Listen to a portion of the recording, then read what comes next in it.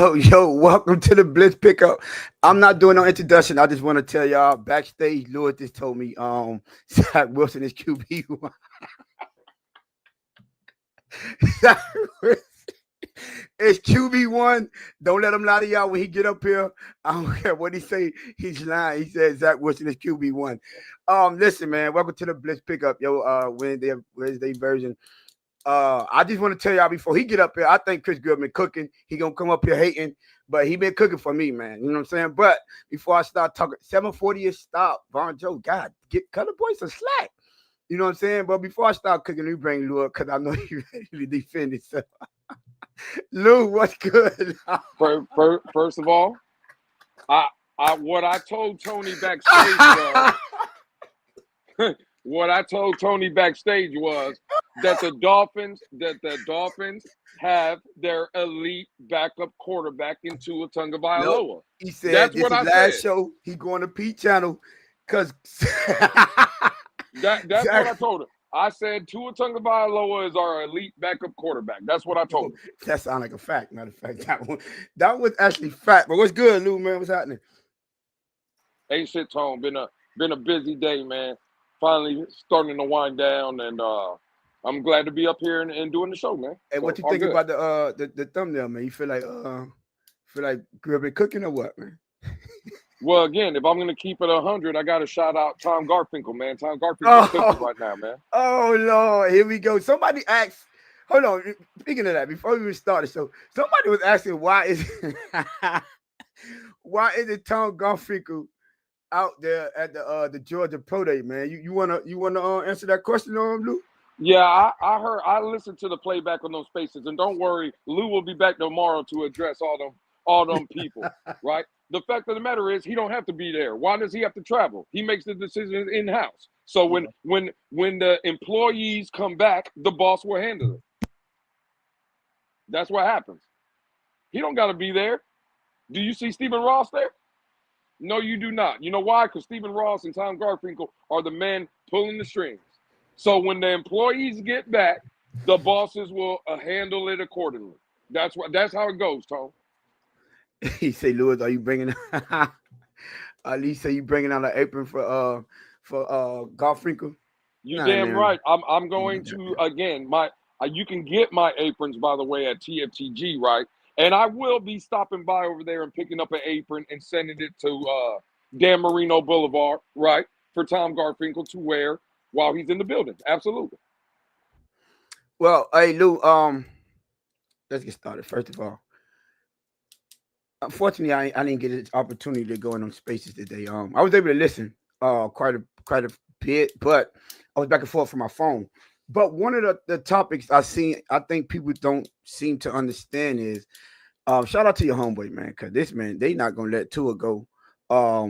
They gonna ride that man to Paul if need to, but I see the debate about whether or not they should touch his contract. And I know you've been out here trying to fight the good fight, explaining to them why you don't think that they are going to touch his contract at all. I don't think it benefits the team to touch the contract. I don't know who it was, Lou. Maybe you could elaborate a little bit. But someone was saying even if you reconstruct his contract, they still could get off him on next season. But I don't think they understand how much that'll mess up the cap and how much larger that dead cap would be by doing such a foolish move. It doesn't make sense to me. I mean, we said this on our first time, even the initial thoughts of when we went through the cap and how they could before they made any moves. And me and you agreed that was like unanimous that we don't think they should, or we don't think they are going to touch that contract. But how you feel about that though, Lou? About people giving you so much pushback about that specific topic that we know AJ. Well, if you want me to be completely honest, I think them people are wrong. That's the only word I can say. Bro, the fact of the matter is, forget about Tua restructuring, right? Okay, cool. Why didn't they restructure Tyreek? Because you could do that too. Why didn't you restructure Waddle? Because you could do that too. And you know Waddle's going to be here. Why ain't you restructure Jalen Ramsey? Because you can get money doing that too. right? The fact of the matter is you can leave two out of this conversation. First of all, number one, you're going to restructure and get money. Like, put two in there. You get 19 and a half, almost $20 million restructuring. With that money, who's out there that you want? Who's out there that you break in the bank? There's I think that's the nobody. best question right there. There's nobody, Tone. So this narrative, this happy-go-lucky, oh my God, there's still a chance. Bro, the Dolphins, the writing is on the wall. They're telling you without telling you, right? And I don't know how many times I got to say it and try to be more clear. If the Dolphins win in 2025, it's a bonus to them, right? But they're not going to go all in and break the bank to go all in to try to save jobs. Their jobs are safe, bro. If So you Tony, what did I say yesterday? Real quick, right? What did I tell people yesterday? In school, in elementary, everybody wasn't doing geometry in the second grade. You were playing connect the dots. And it's funny, now as an adult, people forgot how to connect the dots. I'm sorry, bro. I can't help you no more. Tony and the Blitz Pickup cannot help you no more. If you cannot connect the dots of what's going on with this football team, I'm sorry, bro. I can't help you. The fact is, this is the last year, Tone. In my opinion, I believe to end it, Jalen Ramsey, Tyreek Hill, Tua Tagovailoa, Bradley Chubb, all these guys, if you love them and you like seeing them, better take your ass to Hard Rock in 2025. Because in 2026, they ass ain't going to be here. or catch a couple of away games, don't you?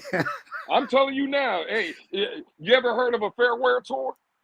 Oh Lord, that's in This basketball. is the fair wear. This is the fair wear tour, Tony. Oh, This is here we what's go. happening. Hey, no, man, we not.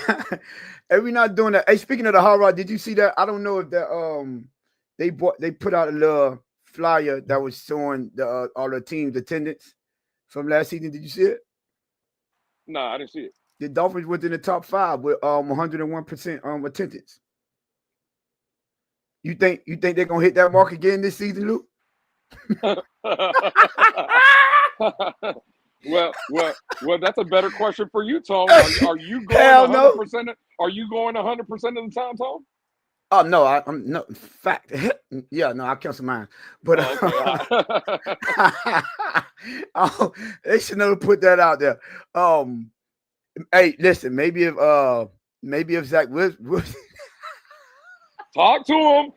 Talk to him. Hey, talk about it, Tom. maybe if my boy Zach Wilson get that start position, everybody get enthusiastic again, and then you know what I'm saying? They're gonna be like, yo, I'm going to get tickets. You know what, Lou? I do got my rep on speed dial. So the minute they announce him at the start, I might go ahead. You know what I'm saying? I'm gonna renew them things. Forget it. I'm gonna go ahead and just say, you know what? Sign me up. I'm back, baby. Like well, I forgot to say, God damn, I just lost my train of thought. But dang, I was going to say something about what was you just telling me, Lou? I done lost my train of thought, man.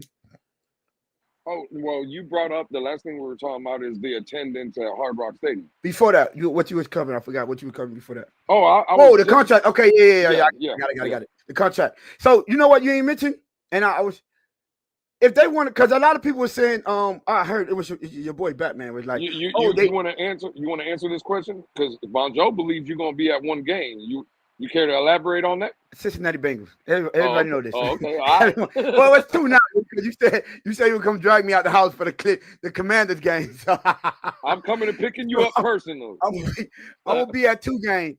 Was cap or a lie? There was at least 2 games I went to that the stadium was not full at all. So how the hell did they end up? Ali, I want to tell you, that was not cap because I was at all the games and I can vouch that half of the stadium was outside, and them tickets still was there.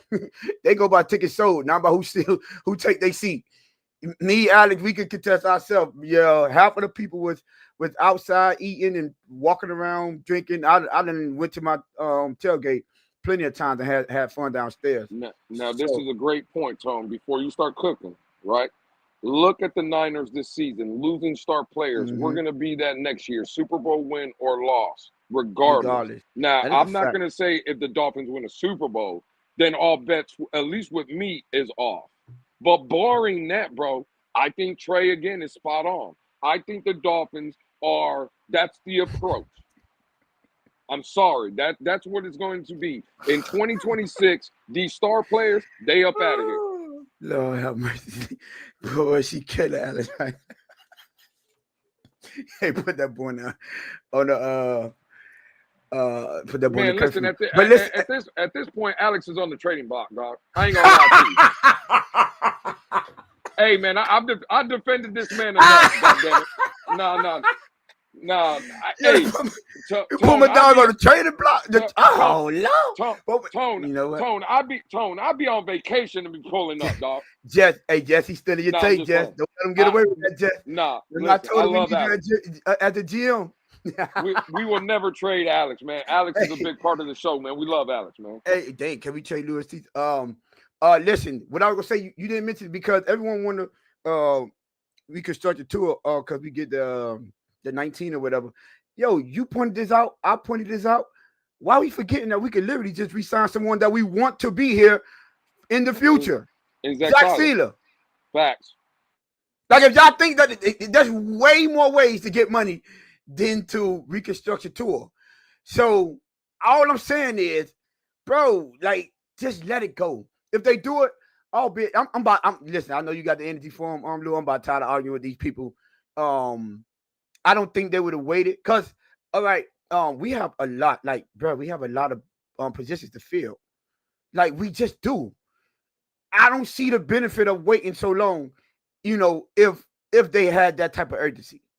To me, it doesn't make sense. Now, if they Lou, I wouldn't be surprised, even though I doubt it.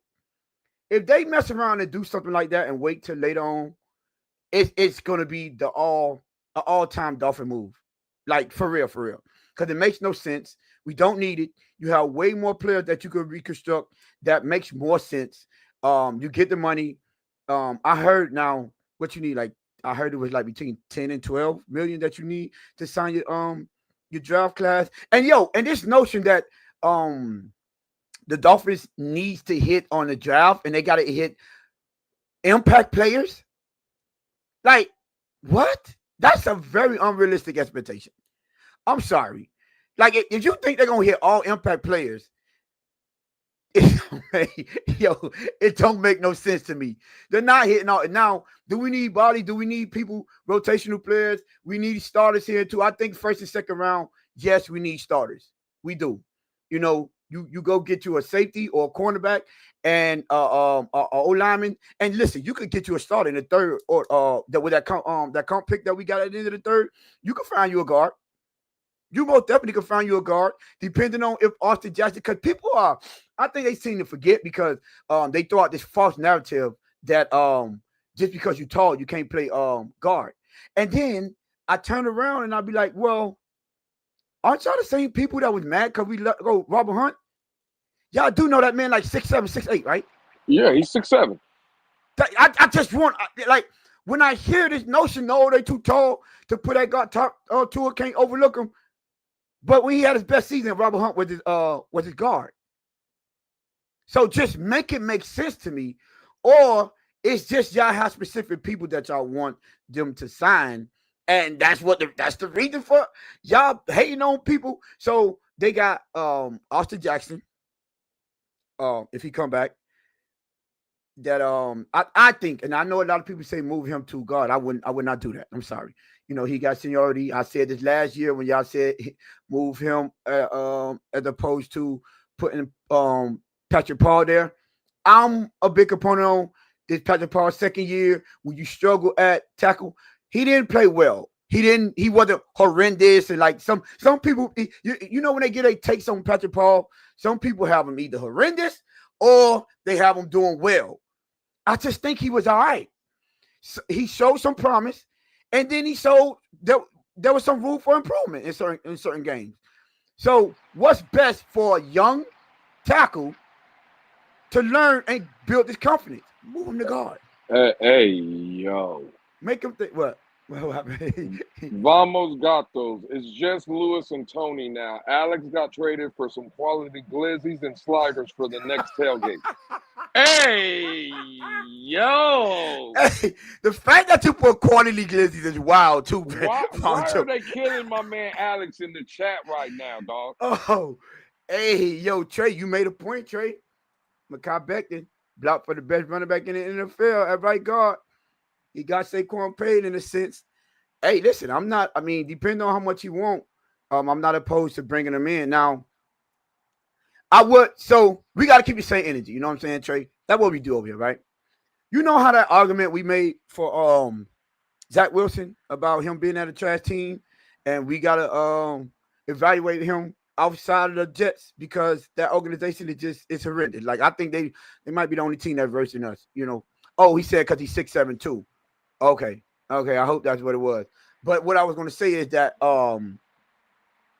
he when he was at the Jets, he was trash, and then he left and went to the Eagles, the best offensive line.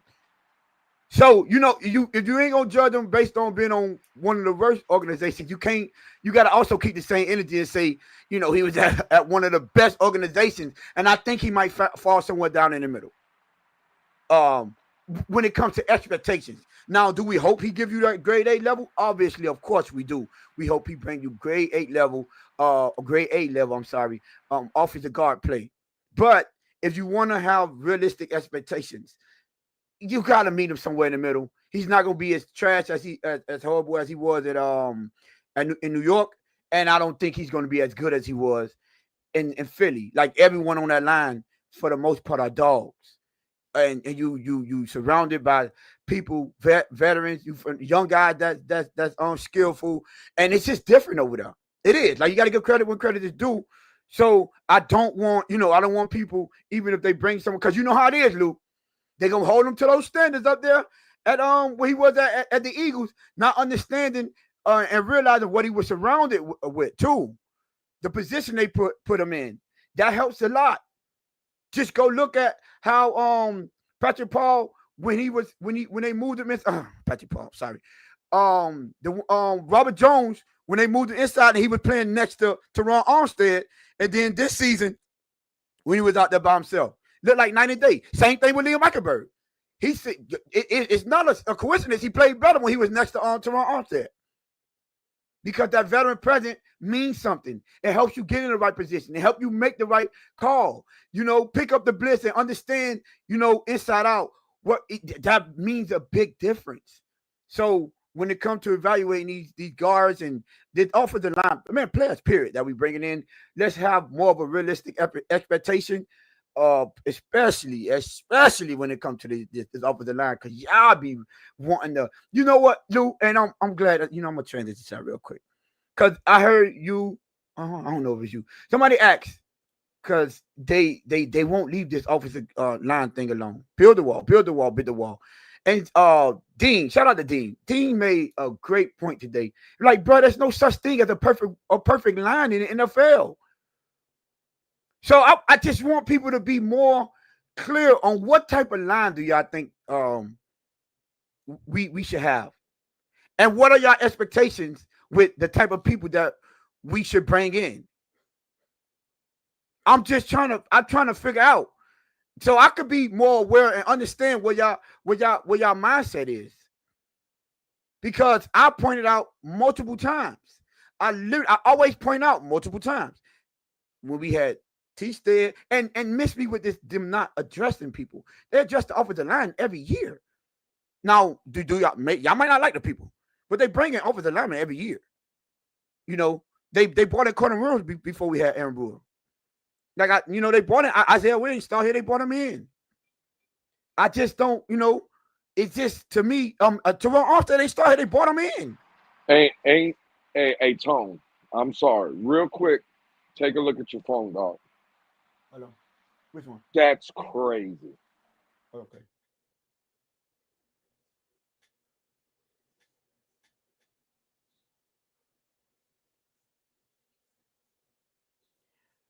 Oh shit. Oh Unbelievable, man. yeah, that's crazy. All right, you right. Yeah, that's kind of wild, Lou. I ain't gonna lie. But yeah, like I was saying, Teron Armstead, he was brought in. He wasn't here. Well, you know what, Jess? I'm not even gonna say it. I ain't even gonna say it. No, no, no. Yeah, I'm not saying that. yeah, I'm Yeah, gonna yeah. leave it like that. But yeah, Teron Arthur, he was brought in. So this notion that we didn't address the offensive line, I just wish we put that one to rest. Now, do they pan out the whole year? No, they tend to get injured. But then we could go back to the argument we tend to always have and say, well, it ain't the offensive line while we was failing. Like, I know y'all get tired of Lou saying it, but bro, Tua is the one that failed. And like, you know what? It makes me, and I never wish nothing bad on anyone, but it really makes me like really want and hope that, bro, we had a serviceable backup behind Tua, so people could really see what the real problem was in them games. Like if Scotty Thompson had half of the brains that Tua had, I believe we would have won a couple of them games down stretch. And at least he's a little bit mobile. You know, he could create. And so people could see what we've been trying to tell them when it comes to, bro, you need your quarterback to show up in these games. That will be the difference in winning and losing, especially the close games. Like there was no offensive line problem. That's not why we lost in Germany. It's not. So it's off season, so I know they're gonna kill these topics to the you can't kill the topics no more. But I thought you were the trenches guy though, Tom. I am a tricky guy. That's why I don't mind them bringing them in, but I'm not gonna sit here and lie and say it's the church. Is it the reason why? Like I said, it didn't pin out because they tend to get injured. If Isaiah Wynn was reliable, I wouldn't be screaming about going to get another guard. We got Isaiah Wynn in the building. You know, if I Austin agree. Jackson, I agree. CCRR, build a wall, give Eichenberg the bag. but you know, lost your mind, boy, crazy. Yeah, yeah. So, Hey, hey, hey. hey, El Cap, if that's you, man, cut it out. Hey, talk about it. What's good? I come from the trenches. You hear me?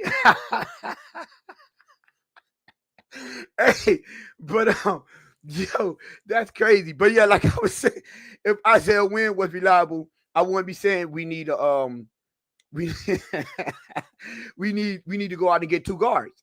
I'd be like, yo, I think Isaiah Wynn is more than serviceable to where hey, don't forget the 2020 year, that season, it was Isaiah Wynn was the big difference when that running game wasn't as hot as it was at the beginning of the season. Now, it was still there.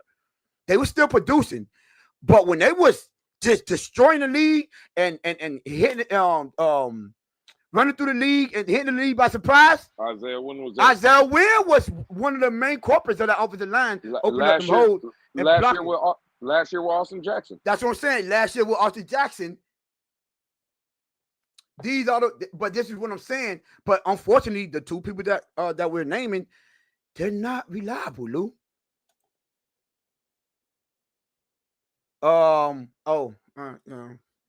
They're not reliable. So that's why we can't. We really just can't ignore the fact that people. Well, to your question, when you say you thought I was a trick, I am. I'm not ignoring it because I understand that these guys get injured, and we need what you call that? People that's going to be reliable. Like for real, we need to solidify those positions so we don't have to worry about that anymore, and kill all these unnecessary narratives that people are spreading out as far as O-line. Because what that is, distracting them for the real problems. Now, we're not distracted, Lou. I know, I ain't got to tell you this. We're not distracted. That's a fact. We can see through all the fluff. We come in, you know what? And what I really be disappointed in? I'll be disappointed in the ones that was here on our Wednesday episode. That was here when we were doing the film breakdowns.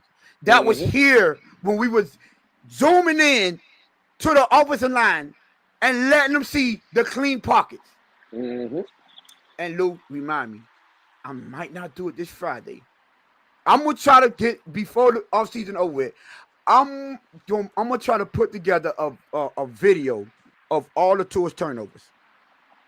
And I want to see how many of them was a result of bad offensive line play. Now I haven't seen it yet. I haven't seen it yet. So I'm not on one way or the other.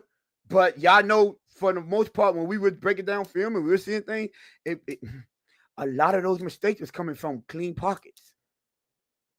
A lot of them.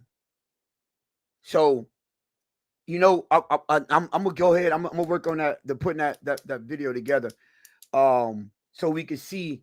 Cause I hate when people blame them on there. I'd rather you be real, like how we are, like when they were trying to say with your homeboy, the homie Grumpy was like, oh, he don't like Zach Wilson because he throw interceptions, and your rebuttal was quick, like, yo, I mean, I think Patrick Mahomes had 15 interceptions this year. You remember the first what was the first? I think it was the first 6 or 7 games he had an interception in every game. Bro, he was leading at one point. He was leading the league in interceptions. You know what I'm saying? Now, Josh Allen, which is he almost always lead the league in interceptions. But why isn't he as scrutinized as our quarterback? Because he also in those same games make plays to win. Hey, yo, I'm sorry, Tone. I know you're cooking right now, but hey, yo, this is why. This is why. Why not build from the inside out until you get the guy? Like, hey, yo, that's crazy. Build from the inside out and then get the guy. I'm just saying, Tone. Hey, Tone, let my dog live, man. Tone, Trey, I'm on your side, my brother. Tone, it's a little wild though, Tone. That's crazy. You know what I'm saying? He reaching, Trey. I got you, Trey. He reaching. He said, "No, I had to stop for that." Yeah. I mean, come on, bro. I can't let that go. I do think, if y'all know, here you go. There go the pauses. Here they go. I do think that y'all know one of my biggest people that I'm looking for in this job is Gray Zabel. Now, I was hopeful that he would have stayed under the radar, fell to the second, third round, and we had options there. But so I'm saying all that to say is I've never swayed away from the side of being the trenches guy. But what I hate is when people just put everything on the trenches and not look at the whole aspect of the team and understand what's really going on, bro. Like, let's leave that alone. But I would want to say this, Lou, real quick, because I want to just team building real quick. But before I do that, because I know that might be alone. If you had to grade this offseason by Grier so far, what grade would you give him? With the assets or the resources, better yet said, allotted to him, right, without doing a lot of restructure. It was just basically Bradley Chubb restructure and Terron Armstead giving some money back. I think, bro, to be honest, you look at James Daniels, right, coming off an injury, but 3 years, $24 million. I believe there's an out in the contract. Let's say if he can't overcome the Achilles, right, there's an out after the first year. But if not, if he plays well, you virtually got, and again, before he got hurt last season, now it was a short sample size, he was graded out with a 90-plus, I guess, rating. He was the number 1 offensive guard in the league last year. So when I look at that contract, 3 years for $24 million, virtually $8 million a year, that's a plus. You let Javon Holland go, right? You know how I felt about Holland. You got a guy, young, small sample size, right? But a 1 year, $4 million deal. I like that move. I'm kind of intrigued with the Zach Wilson. Today we get the news of Dotson coming back. I think all in all, bro, with the resources allotted to Chris Grier and the collective, bro, I think they've done a pretty good job. I cannot shit on it. I can't. I know a lot of people will. I know a lot of people want names and stuff. And Tone, I know you said you wanted to get into something and it might take you a little time. Just let me get something off real quick, Tone. And this is where, because I heard you when you were just talking. What the grade you gave him before you did? I didn't hear the grade. I don't know finish what you were saying. My bad. I don't know. I don't know if I can give him a full A, but a solid B plus. Again, with what he's had to work with and how he's put. Again, we all wanted Dotson, got him back, cheap deal, 2-year deal, right? James Daniel, you wanted trench play. You got a legitimate guard, right? So no, all in all, I think it's a B to B plus. I'm not mad with what's allotted, but I did want to go in a direction, Tone, if you know if it's okay, right? Because today in the Twitter space, when I finally got in there, people were talking about Jalen, I believe Jalen Walker, right? Linebacker out of Georgia. Yeah, Jalen Walker. Yeah, yeah. Okay, great, right? Now the Dolphins had Mike McDaniel, Chris Grier at the pro day of the players at Georgia. Now let me preference by saying Jalen Walker is a great player, bro. He's a standout talent, probably going to be really, really good in this league. But I heard you say something earlier, Tony. You kept talking about people's expectations. Mm-hmm. Now, you have some people in the fan base saying you need to get 6 legitimate starters coming out of this draft. You even said it that in your first 2 rounds, you want starters, right? You want Mm-hmm. legitimate guys coming to help this team. Yeah, they should be able to get Now, started. Yeah. now, cool. I'm with that too, Tone. You know I'm with that. The problem I see, so Jalen Walker is an inside linebacker, and some people believe he could do pass rusher as well. So DN linebacker, cool. I get it. We know Jordan Brooks is the starting linebacker on this team. We know that. You just brought back Dotson. It's hard for me to believe a rookie is starting over that, especially Dotson wanted out of Seattle because he wanted a chance to start, right? I believe Miami signed him back with the all intentions of him starting. People want people seen that picture of Mike McDaniel and the likes talking to Jalen Walker. And all I'm saying is, let's say for the sake of argument, because those people want to pick Jalen Walker at 13 if he's there. I want to say I don't have a problem with the player at 13. I don't think it's a reach. I think it would be good. I just don't think it's a fit for Miami. Because if you're drafting him at 13 to be the linebacker, well, to Tony's point and what a lot of people are saying, you're not drafting a starter at 13 then. Because he's not starting over Dotson or Brooks. Brooks. Yeah. Okay, cool. So now let's go to the pass rushing perspective, Tom. Because that's what when I said that about the linebackers, people said, well, he could play pass rusher too. Okay, cool. If Jalen Walker is the pick at 13 and you bringing him in as a pass rusher, is he starting over a healthy Bradley Chubb? No. Is he starting over a healthy Jalen Phillips? No. The third guy in that rotation is Chop Robinson. Is he starting over him? No, he was the first round draft pick. So where in the hell is Jalen Walker helping this team in 2025? You see how you can say both things. He's a hell of a player, and I love the player, right? But for Miami, it's the wrong moves. And the only reason I'm bringing this up, Tone, is because I kept hearing you say expectations. The problem with this fan base, Tone, is their expectations are everywhere, bro. They're everywhere. They come from every angle, and they just think, to your point, they think the trenches is going to fix this team. They think Jalen Walker's going to fix this team. Bro, I'm sorry, but if that's what y'all believe, again, y'all are going to be very disappointed in 2025, bro. And I hopefully, Tone, I said that right. Again, I love the player Jalen Walker, but from both angles, from the linebacker and pass rushing perspective, how does the man start on the Dolphins? Well, I think we need a third linebacker. So I think that's fine. But is he starting though? Yeah, I believe because they need 3 linebackers. So for instance, I don't think they're gonna have Chop, Phillips, and Bradley Chubb all on the field at the same time. So I do think that they need a third linebacker. So yeah, I think he would start immediately. I disagree with that part because I don't believe Dotson is the third linebacker. Sean just said he's the third linebacker. Bro, again, he wanted out of Seattle. He wanted out of Seattle to be a starter. I don't know, bro. I'm sorry. I don't know. Like I say, you still gonna need you're gonna need another linebacker. I get it. I think he's a rotational guy at 13 though. I think for the most part, all of them are though. Like we drafted Chop in the first round, he was a rotational guy, and that was with but he played because of injury. Right, I'm saying that was with both, but I'm saying the way they drafted him. to be a rotation, especially it's still a position that need. Linebacker is still a position that need. So I wouldn't be mad at it. I understand where you're coming from. But I wouldn't be mad at it. I think if they're going 13, I think if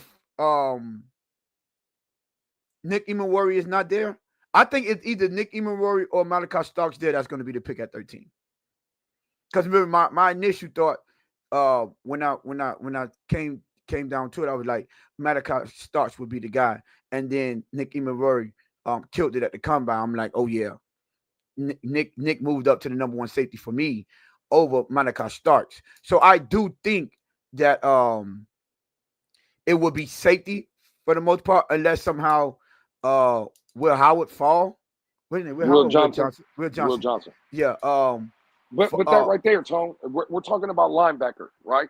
Yeah. And Jalen Walker. Okay, cool. But a Nick Emmanwori type, he gives you the best of both worlds because he plays. He could play in the secondary, but bro, he's 6'4", 230. You could put him in the box, and virtually that's another linebacker, right? Yeah. He could, and again, he's quick enough. You could put him in the slot, in the safety role, bro. It's just we talk about versatility all the time, and guys that can do multiple things for this team. There's not a guy in this draft, bro, that's doing more for this team than Nick Emmanwori. I don't care how you try to slice it. Yeah, like Nick Emmanwori, like I say, he I know it's the underwear Olympics, but man, that's generational size, speed, agility.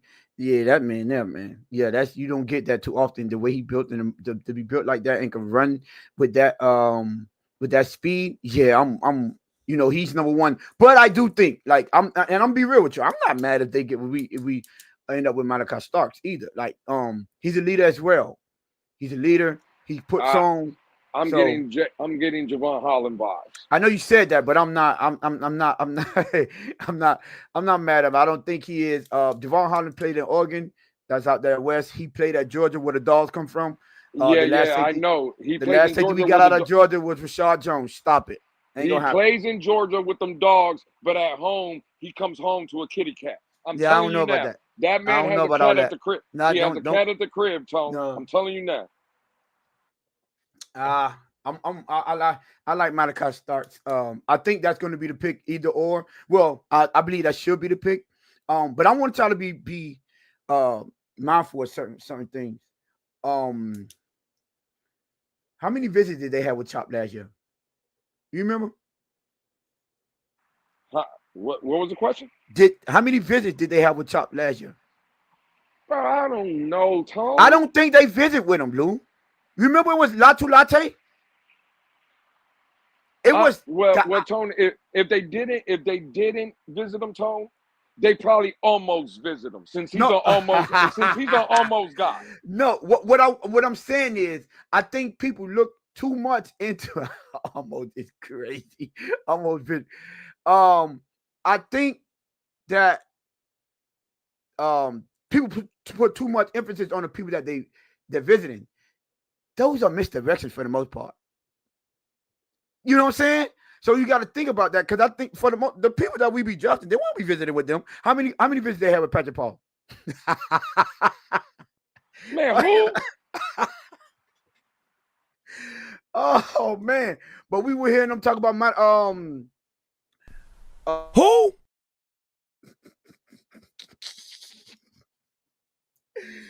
Oh my God! What's the receiver? I keep forgetting. I forgot the receiver name now. At LSU, who we wanted, Brian Thomas Jr. You know, they were talking all about Brian Thomas Jr. all offseason, visited him, had a nice, all kind of things, passed up on him.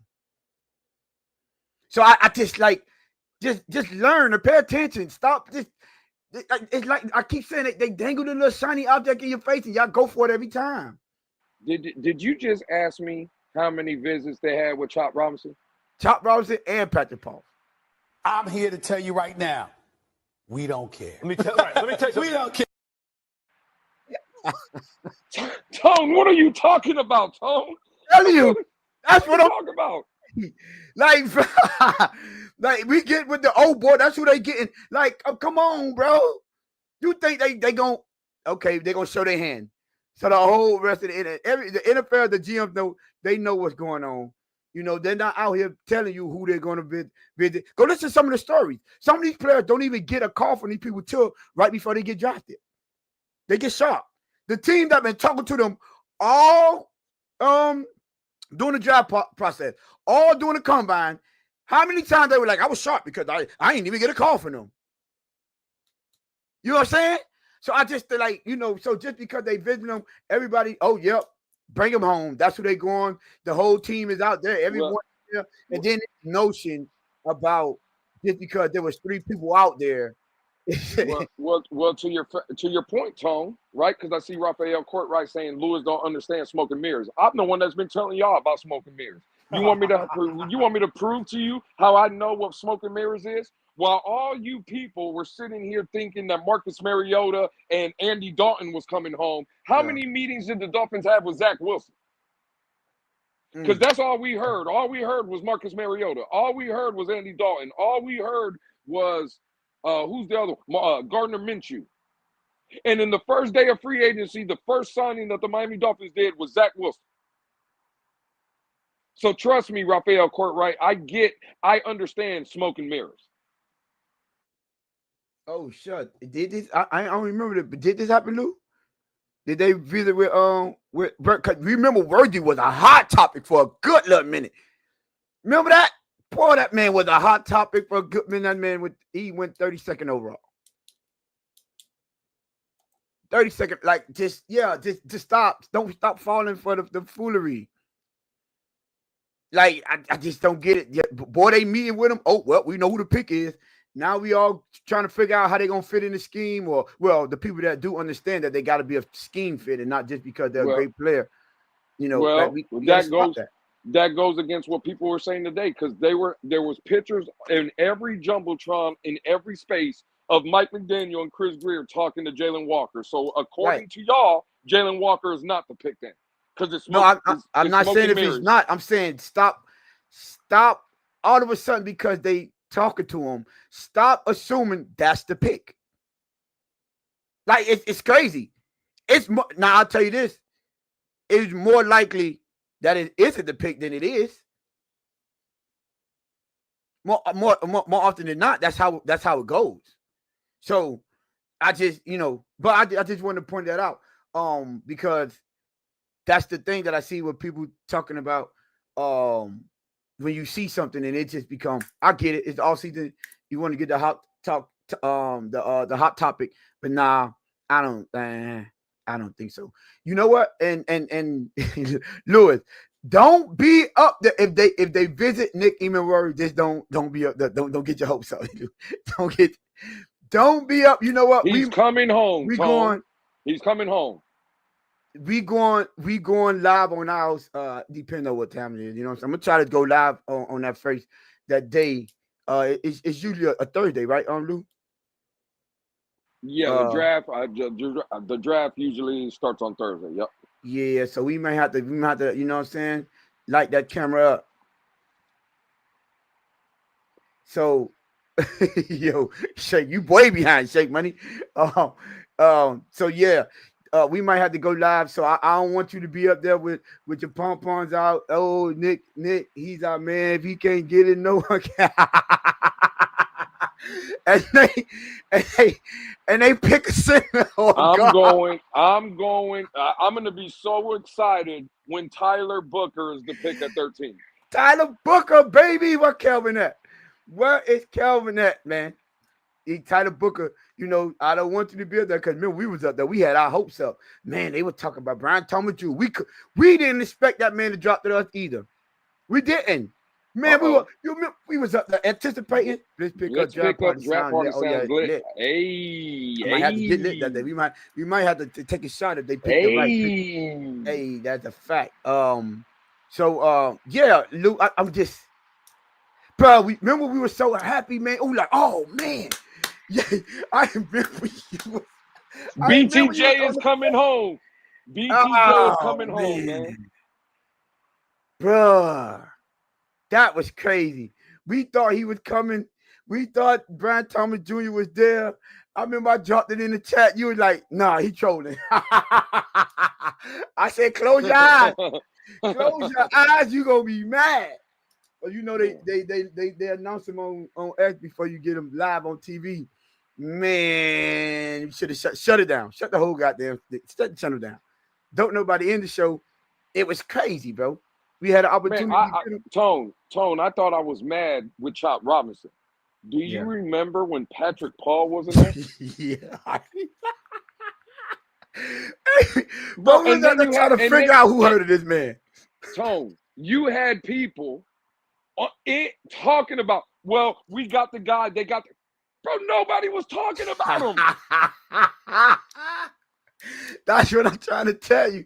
You know, they're gonna be someone that they probably he said Kevin was dead wrong about Brian Thomas. I remember this man saying he couldn't run route. That was bad by Kelvin. That was really that's a bad. bad look. Yeah, that's a bad look. Yeah, Kelvin, that was terrible, man. So yeah, but I'm just saying, bro. At this point, let me give you my grade. You know, my grade is probably a C minus. Cause and the only reason I don't give him a D or F, Damn. Yeah, I'm gonna tell you why, right? Because my expectations. I came into this offseason, free agency, and as well as the draft, not having high expectations because of mainly the free agency because of the money, the cap hell that we were in. Excuse me. So I'm like, man, I'm gonna have realistic expectations. I'm not gonna be out here going crazy and getting mad because they not. First of all, the free agent class is not what it is.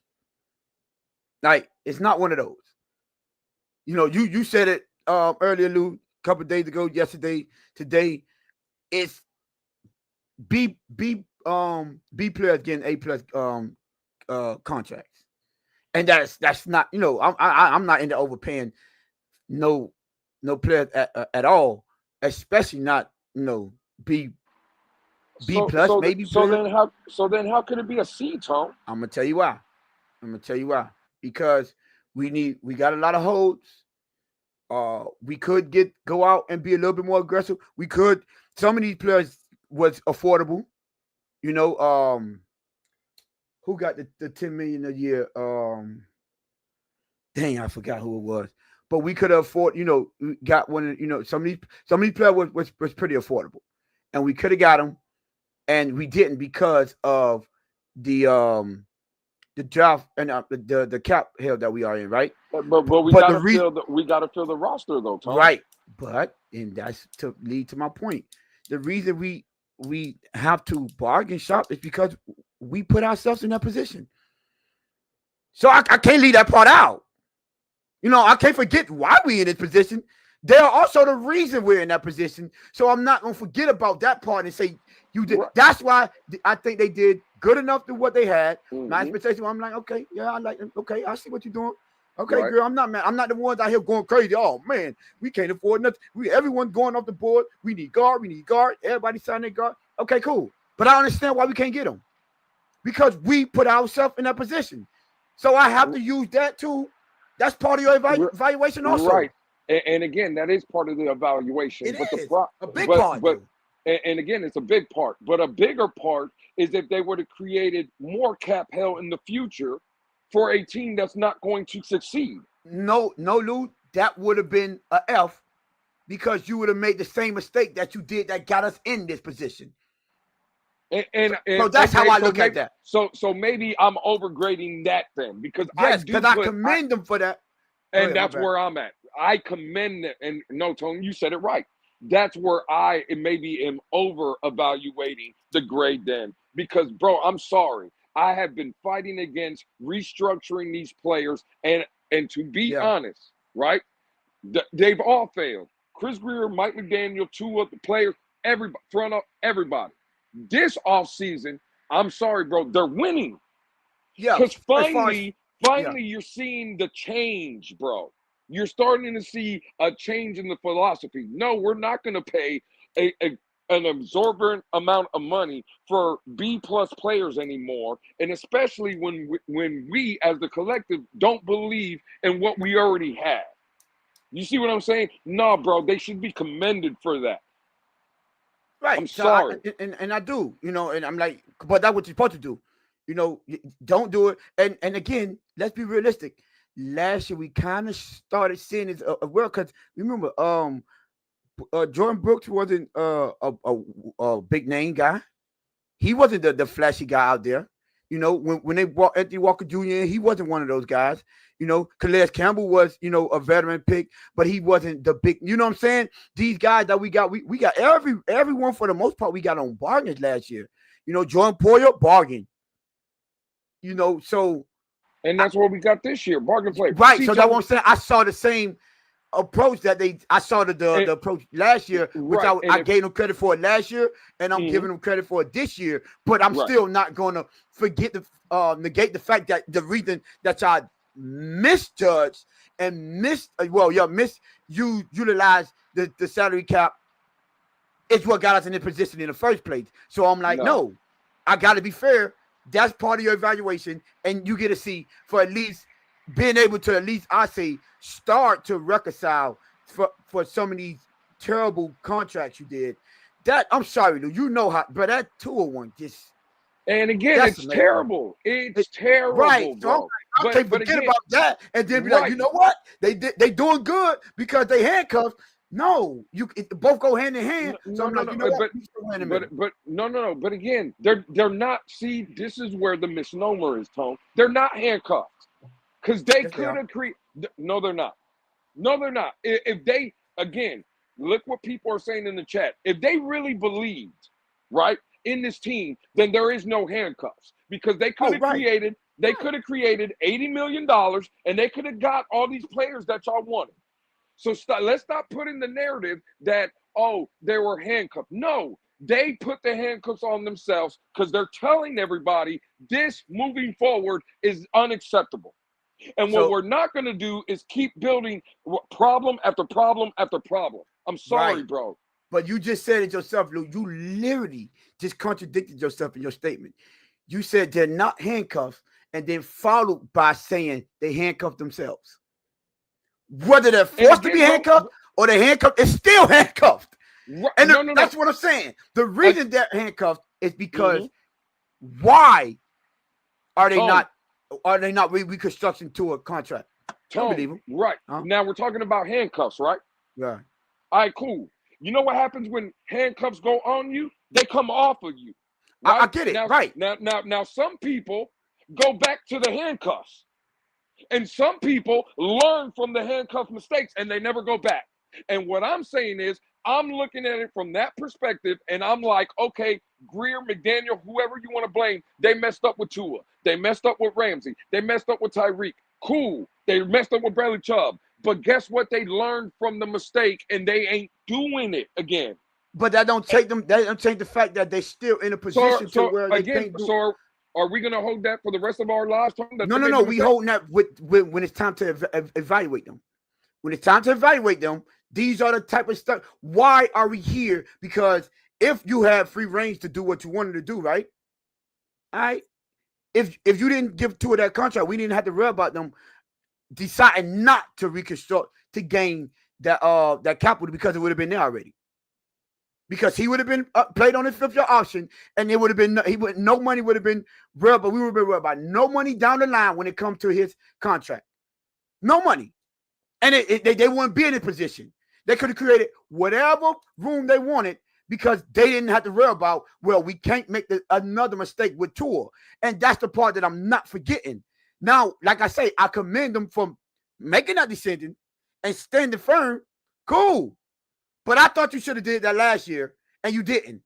So now, because you didn't last year, we're in a position that we are in this year. So now I'm like, hey, don't you let that bad decision make you now all of a sudden go all in and be like, oh, shucks, let me reconstruct Tua because I need to push some of that money down the line because we paid them too much.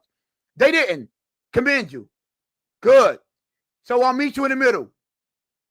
I gave you an F for putting yourself in a position, and I give you an A for not letting that position, that bad decision, make you make another bad decision by trying to cover it up. So I get it. If that's what we're gonna do, then they all should be fired because we're never. The way my mind works, if that's what the argument is, then they messed up and get them up out of here.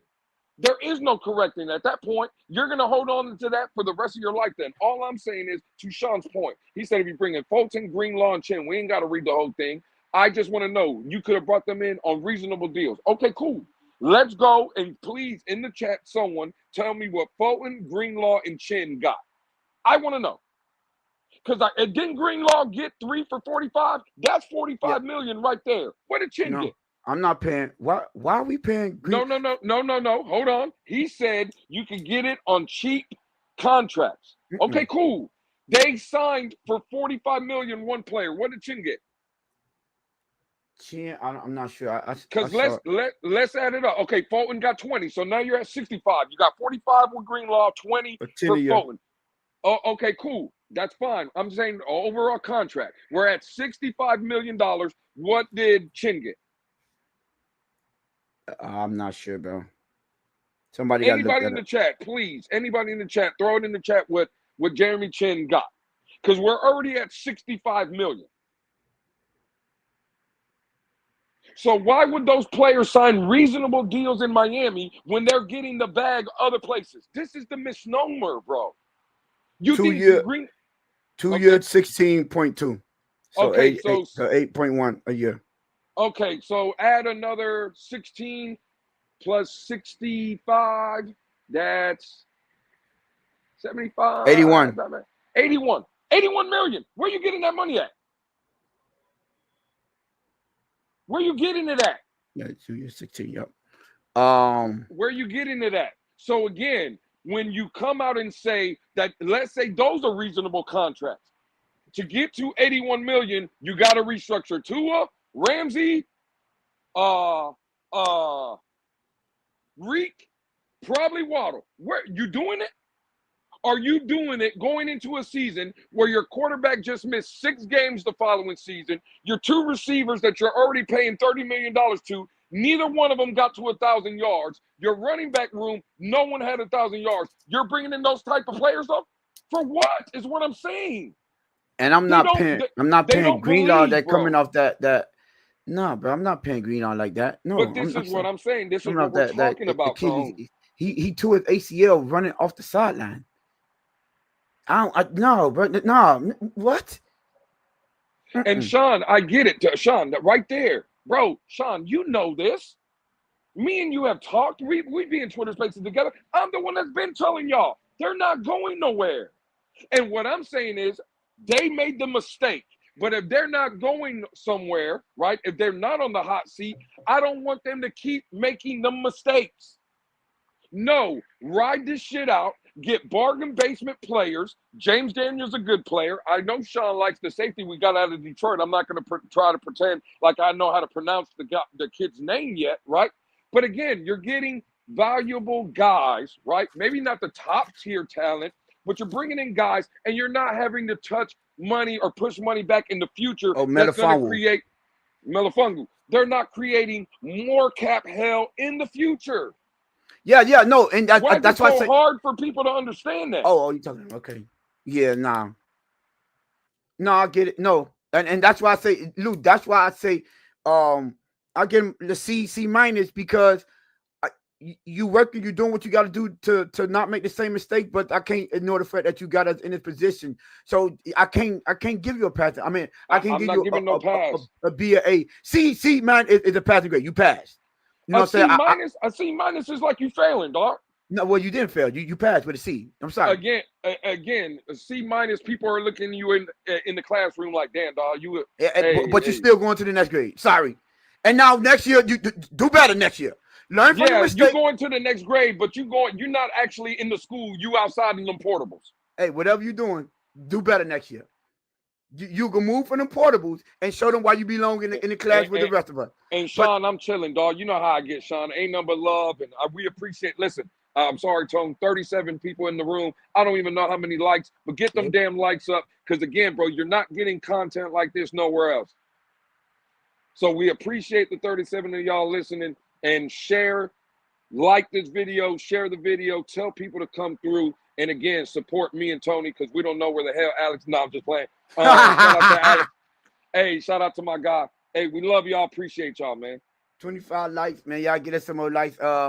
So listen, and at the end of Sean, the I day, get it. I'm tired too, bro. I get it, Sean. what do I'm you say? tired too, bro. I'm just It's listen. just I'm tired, bro. I get it. All I'm getting, so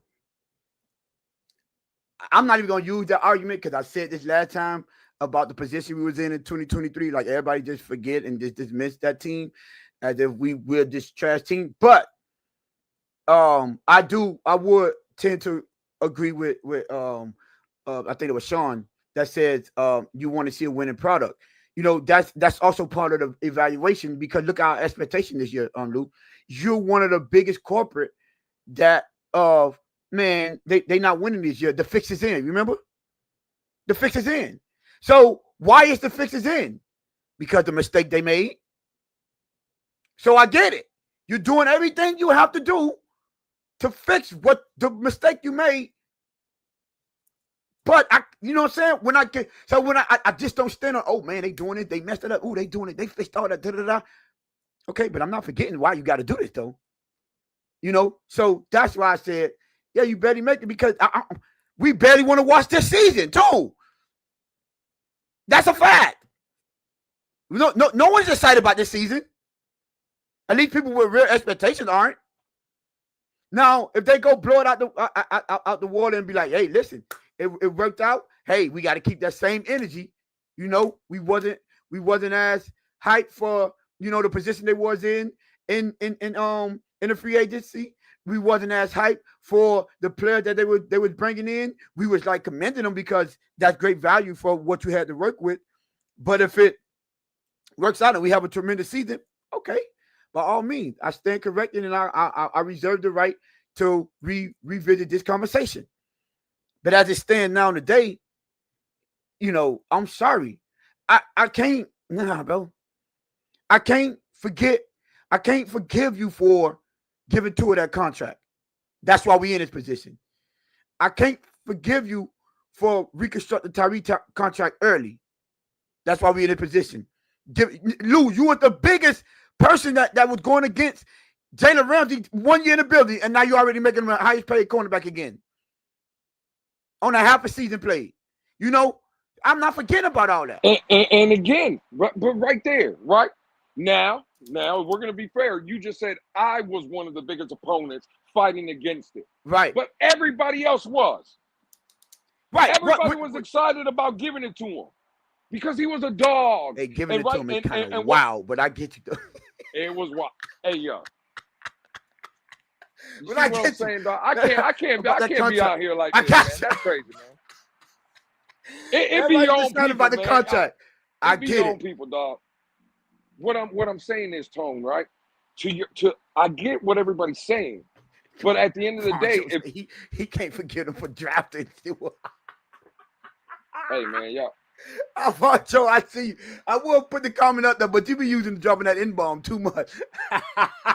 Well, all I know, and if we're gonna get into it, my man Trey said that Super Bowl, that Super Bowl. Hey, that Super Bowl I saw. I'm excited. Hey, yo. Hey, Tone, let me ask you this. Hey, Tone, let me ask you this. Was the Super Box the best offseason move for Dolphin fans? That might be our biggest acquisition.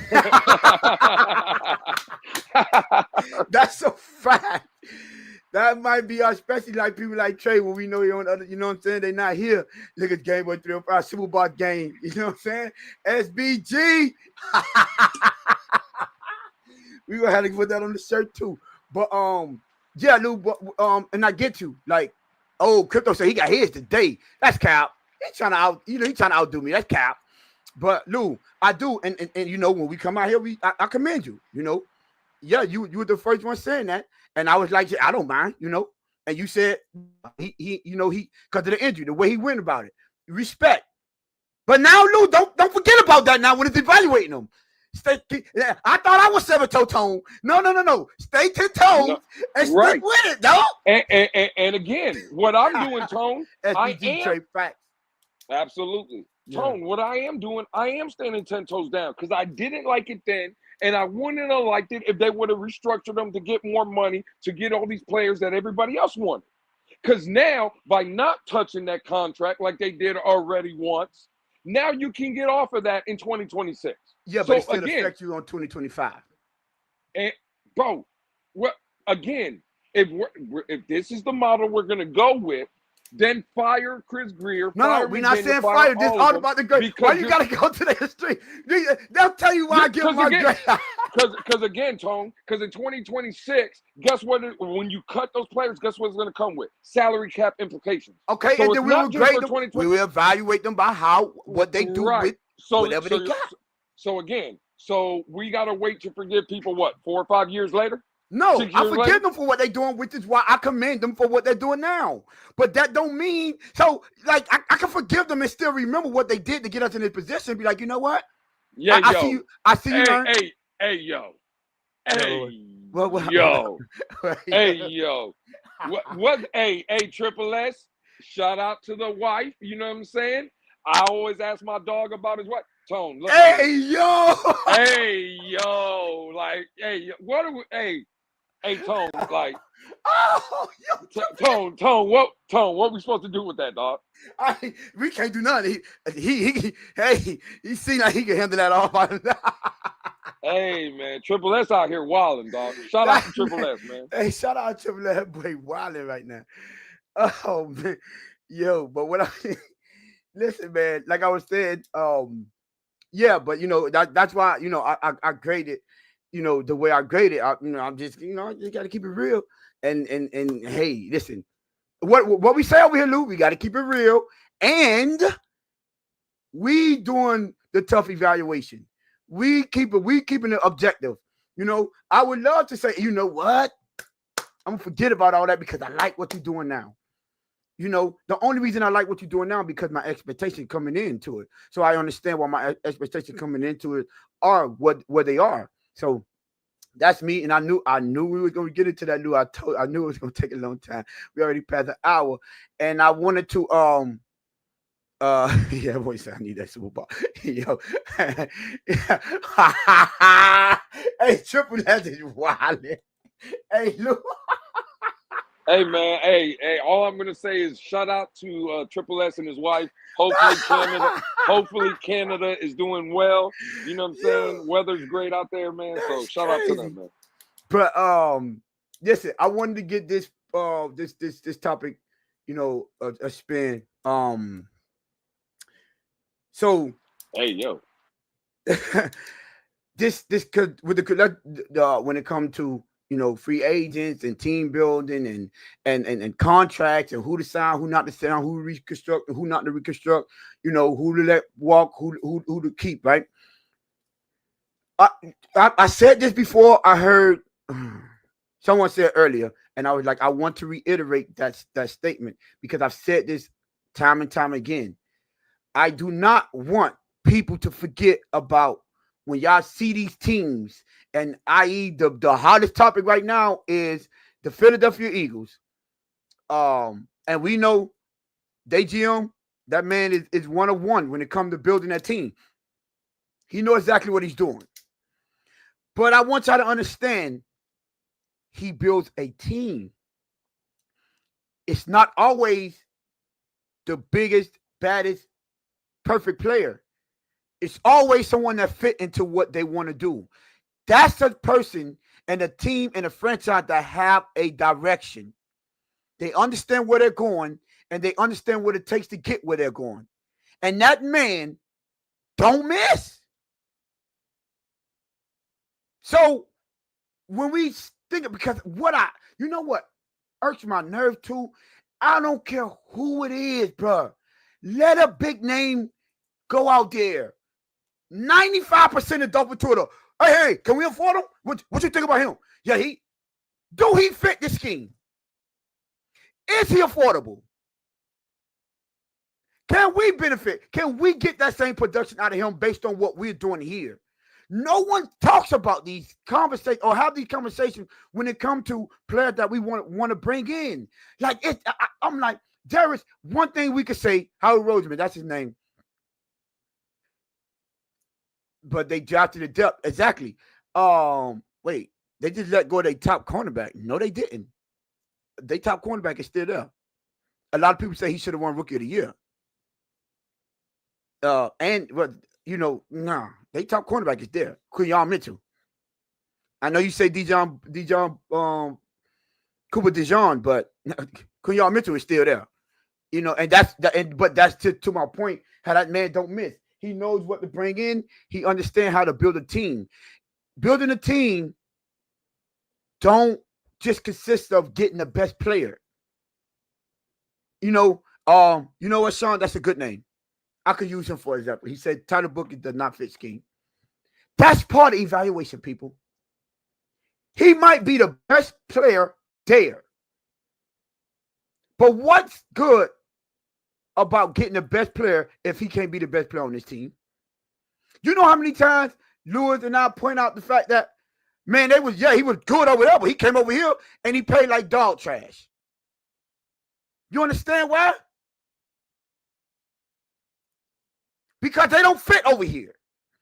We don't use their strengths to their advantage. We don't maximize their strengths.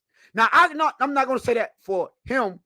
I just wanted to look, Kelvin, right on time. So we start talking about Trenton. Guess who popped up? Say the Trenton 3 times. He popped up like candy, man. I said, so I want people to understand that. When I did my O-line evaluation, there was 2 guys. You remember those 2 guys, Lou, that I said? Oh, they were the only 2 guys I enjoyed watching film on. It was Tyler Booker and Gray Zabel. The 2 people that I enjoyed watching them. But who was my favorite, though? Gray Zabel. Because not only do I think he's excited and he's a dog, but he's also a fit and he's versatile. So when I do my evaluation, I also take in consideration the scheme fit. Can we use what he do best, and does that benefit our team? Now, Sean, I saw your little slick comment about Mike McDaniel. What if the scheme is trash? I don't think the scheme is trash. I think the players that executing it are not doing it to their best ability. But you know what? At this point, I don't fault people for saying it is, because if the people that you got in here are not making your scheme look good, then how can I stop people from calling it trash? Sorry, Mike McDaniel, that's on you to make people believe that this scheme is not trash, because it tends to fall off, especially in the late the later parts of the season. And guess what? That's when bully ball comes into play. That's when your Tyler Bookers. Can you, Lou, you want to know what? I seen Andy Reid do this. I seen the first person I saw do this was Bill Belichick. You remember when they had all them new offensive line, they were breaking them in? You remember that, Lou? They was doing power running, quick passes by Tom Brady. Remember that? Toward the end of the season, when that offensive line had some experience and they started trusting, you saw longer route developments. You saw Tom Brady trusting the line a little bit more, and they opened up the offense a little bit more. That's understanding what time of year it is. Because at the end of the season, when you see Tom Brady open the playbook up a little bit more, guess what? They give you something to think about. Oh man, we got to read about Tom Brady. And everybody forgot they had what his name? Antoine Jones? What his name? I know it's Antoine and Kevin Falk. It was Kevin Falk and Antoine. They ain't have no big name running back. Them first Super Bowl they was winning. I forgot his name, but anyways, they forgot about them. Antoine was the power back. Kevin Falk was the scat back. And when it came to their football, they was able to go right back to bully ball. And that's all I'm saying. Yeah, you can't be one-dimensional. And I get it. I just don't like the fact that Sean be coming over here and listening to us. And again, I appreciate the homie for doing that. But I've never seen a comment like this before from me. So I don't know what the hell he's talking about. No. I'm just, again, Tone. I'm just saying the homie Sean be coming over here, and now all of a sudden, oh, Tony's spitting facts. Well, where the hell is Lewis spitting facts at? That's all I'm saying. It's been all in the chat. You were speaking facts. That's all I'm saying, dog. Like, hey, man, crazy. It be your own people, y'all. Y'all, they supposed to be my boy, man. Tone, I'm just trying to hold Sean accountable, dog. Like Oh, Sean, okay. I see Sean, what you're doing. you know what I'm saying? It's not Shout out. towards you. I'm trying to hold Sean Look, accountable. even he said you have been. That come on, man. These homies Sean line. Oh, see, I knew. Listen, Lou, I was just waiting for it. I knew. Oh, Game was bang, real. bang, bang, bang. That boy gonna figure out a way to get Tyler Hero in this conversation. Here we go. Here we go. Cause somebody please, his name was Antoine. So, well, anyways, but that's what I'm saying because when we do go back and we look, Thank at you, the. Jess. A real one has showed up in the chat. Thank you, Jess. That's a real Hey, one. first of all, See, we're not gonna disrespect the people that been in the chat the whole time. No, we're not doing I don't that. care about those people. I care about Jess right now. Oh I don't care Lord. about those people. Hey, for the rest of y'all in the chat, hey, listen, I'm riding for y'all, man. I got y'all, man. You know what I'm saying? Y'all been in And here. I'm only riding. holding And it I'm down. only riding for Jess. God damn it. Oh, see, Pablo, we tracked your statement. Take this back. Take it Pablo, back. another one. There's two real ones. Now there's two real ones in the chat. Oh Lord. Oh my God. You know what? Listen, shout out to the chat, including Jess. You know what I'm saying? See, listen, I could include Jess into this. Bang Bang Game Boy. Oh look, here we go. Jess is a real one. All right. Shout out to Jess, man. She a real one. Uh-oh. Matter of fact, Tyler Hero losing to the Clippers as we speak. Oh. I ain't said it. He did. I ain't said it. Hey, Jess, I just want to remind you. She beat me to the point. I just want to remind you when you were holding him accountable. I said just for GM. That's all. I just I ain't got to hate on nobody. I just want to remind you of the facts that's been said on this platform most of the time. Oh, hey, yo, I'm not even gonna bring that up. So yeah. Hey, bang, bang, bang, bang. Yo, no. Hey, man. Okay, listen, let me get back to the show, man. We got a few more. But the team building aspect is what I was talking about. As far as when you evaluate them, Chris Grier have done, I don't care what nobody say. Chris Grier, despite all the haters, have been doing an amazing team bringing in top tier talent. He has. Unfortunately, he just haven't be able to get a team that mesh together. You know, I always give this example when I say this. You know, and I go to Philly. You know, that man learned how what name Howie what whatever his name is, right?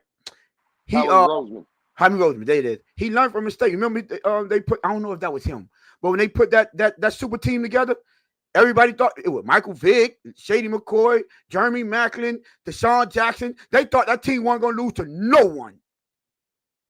You know what I'm saying? That team was loaded. They were first 7 games, they were blowing people out. First play, you knew they were going deep, you couldn't stop it. But they didn't mess. When the going get tough, it's when the character come out. It's when you're gonna be able to overcome adversity. It's when you go that team building and that camaraderie show up and be like, yo, we gonna fight through this. Not a bunch of people that think they shit don't stink and that they shouldn't first adversity. They think they're better than everyone else, and no one should be able to touch them. That's the wrong mindset because you disrespecting. And what? Oh, remember the number one thing that came out at the end of the season when people were saying they failure? All the players were saying, y'all didn't understand y'all were disrespecting every other player in the league. You get what I'm saying? I'm just trying to remember that when it comes to just bringing in talent. So it is also about team building. That is one of the most important aspects of being a GM that I think people just overlook. Nnamdi Aswa was on that team. I think Nnamdi Aswa was on the team. I think him and Asante Samuel, because I remember Asante Samuel be like, I was trying to tell him before they brought him in, he wasn't that. You know, I listen. That team was loaded, bro. Oh my God! If it is, I'm about to pass out of the period on the blitz pickup pretty soon. Yo, they is killing Alex in here. But yeah, Lou, that's the part I wanted to. I don't know if you want to add on to that point, but I just wanted people to, I like to give people little nuggets. When I dropped that nugget about Tua. Well, yes, he had Tyreek as a top 10 talent. At his position, did he bring in Tyreek? Sean, I'm trying to figure out. Is Tyreek not top 10? I'm just trying to figure it out. According to people, Tua's top 10. Is Jalen Ramsey not considered a top 10 cornerback? I'm just trying to figure it out. Well, how many years did it? How many? Oh, so hold on. Please explain to me how many teams have brought in more than 3 top 10 players in the same time span as Grier brought in top 10 players. Please tell me how many other teams brought in that more than that. Like, we gotta come on, Sean. We gotta invite. I know you hate him. No, you can't stand to hear him get his props and his dues, but we still gotta stay objective though. Like I say, he brought in the talent, but it just hasn't panned out. It hasn't. And that's part right there is a fact. I would never. Well, he drafted. Okay, cool. And I'm not. That's why I didn't say. That's why I said Howie Lloyd. What is his name? Whatever. Howie Roseman. Yeah, Howie Roseman is he don't miss. That's the truth. And you can, Sean, you can. That's part of his evaluation, which is team building. That's the part that I'm criticizing him on. Right there, what you just said.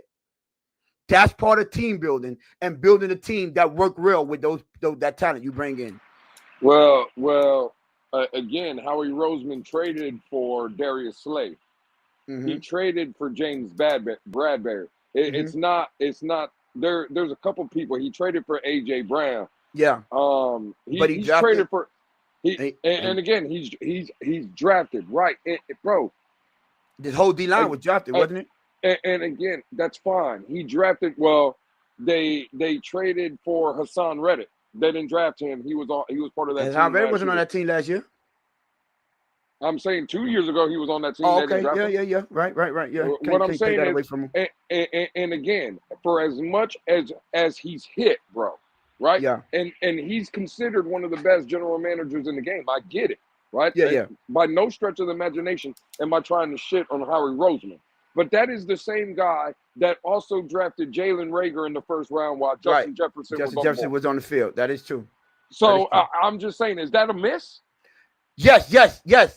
I'm just saying. So the point is, again, I'm not taking away how great Howie Roseman is. All I'm saying is, for as many hits people miss, because I could argue he's hit on 5 players, but I can also argue picking Jalen Reagor over Justin Jefferson equals 5 misses.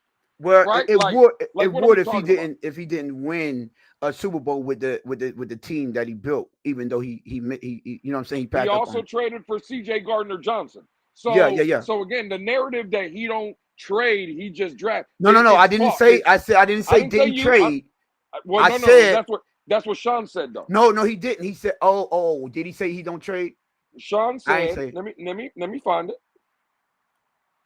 Tony, he ain't never draft. Oh no, that ain't it. Let me go find it. Where's it at? Maybe he didn't say it. Maybe I was wrong. Yeah, see, he said Roseman drafted them. Don't need to sign them. Did trade for Brown though. Yeah, but that's what I'm saying. So no, but he said that. But he only said Brown. No, we just rattled off 7 names. Right, but he traded for. What are we talking about? For my argument, it's not. What I was saying is, no, I'm not saying your argument. What I'm saying is, why are you trading for 7 people if you're the draft guru? Again, if you have to trade for 7 people, that means the people that you drafted at those positions didn't work out. Mm-mm. That's what that means. That's what we talk about. Chris Grier. Or he didn't want to pay him like he didn't want to pay Darius Slade. You know, and he drafted replacement. What are we talking about? I'm just saying, like what he just did with Darius Slade. He drafted his replacement so he could let him walk. You know what I'm saying? Or you make a trade to replace someone that you like, I get bad advice. See, that's what see, Lewis, and I get what you're saying. So, and that's why I don't want to harp on one side or the other. What you're saying and what y'all debating is what proves to me why he's so great. Because not only do he draft well, he trade for the right people as well. That's the part that I'm saying that Chris Grier is lacking at. Building through the draft and keeping them, making them mesh along. Not, okay, you hit on this draft with this, but after he left, then you brought somebody in to replace him. Things like that. I like for both of them to mesh at the same time and then build a complete team that's worked well together. And this is why, Tone, this will be my final statements of the show, right? And Tone, what do I always tell you? And people harp on me all the time. Lewis, you always bring it back to Tua because every conversation comes back to Tua. Because I can hear this bullshit all the time. Well, if Chris Grier brought in guys that didn't work, miss me with this. Because if Joe Burrow was the quarterback of the 2023 Dolphins, now that didn't work, mind you, right? But if Joe Burrow was the quarterback in 2023, Tyreek Hill's working, and Jalen Ramsey's working, and that offensive line is working, and the head coach is working. Right. Tua's holding this team back. Who drafted him? Bon Joe just said it. You know what him? Howie Roseman did? He went and got Jalen Hurts. Say what you want. Jalen Hurts just won the Super Bowl this year, and even in the Super Bowl, He got lost. Carson Wentz before that. Go look at his numbers. He got Carson Wentz, but Carson Wentz didn't hit. Yes, he was. He got injured. He was on. Again, he was that team that Nick Foles won. That was Carson Wentz's team. And again, what I'm saying is, it was his team until it wasn't. He lost. He got injured, and he never got that job back because when he came back the following season after the Super Bowl, he was god-awful. Yeah, he was trash. And what I'm saying is, again, you got to go get the right quarterback, and a quarterback can solve all your damn problems. Now, you know what? And when we sit here and we talk about, well, it's the guys and they don't work out, and again, do they work out? Because I can argue at the end result, no playoff wins, no Super Bowls. No, it didn't work out. Tyreek, though, we traded for him, we paid him. He led his first 2 years in Miami, he led the league in receiving.